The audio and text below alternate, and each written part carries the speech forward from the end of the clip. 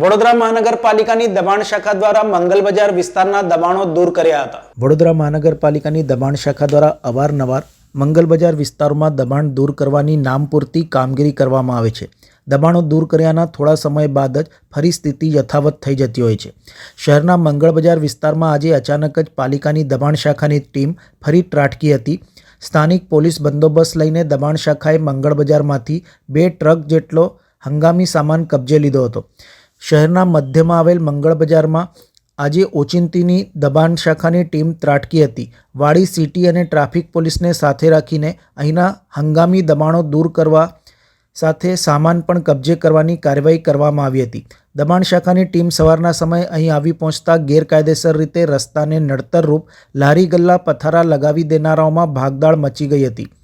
દબાણ શાખાની અહીં ન્યાય મંદિર સામેના માર્ગે થઈ પ્રતાપ ટોકીઝની સામેની ગલીની અંદર જઈ હંગામી દબાણો દૂર કર્યા હતા।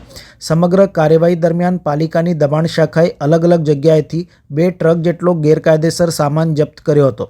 દબાણ શાખાની કાર્યવાહી શરૂ થાય તેના પૂર્વે જ કેટલાક દબાણકર્તાઓ તાત્કાલિક પોતાના પથારા લઈને ભાગી છૂટ્યા હતા।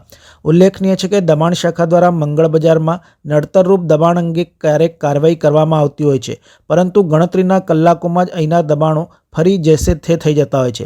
આ માટે પોલીસ અને કહેવાતા કેટલાક રાજકારણીઓની હપ્તાખોરી હોવાની ચર્ચા છે।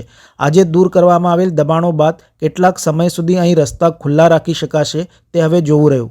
માંડવી ગેટ અને આની આજુબાજુના 4 ગેટમાં ઘણું બધું દબાણ આજે જોવા મળ્યું। તે બાબતે વાડી police station, city police station, Raopura police સ્ટેશનના માણસો તથા ટ્રાફિકના માણસો અને કોર્પોરેશનના સ્ટાફને ભેગા થઈને દબાણ હટાવવાની કામગીરી કરી રહ્યા છે।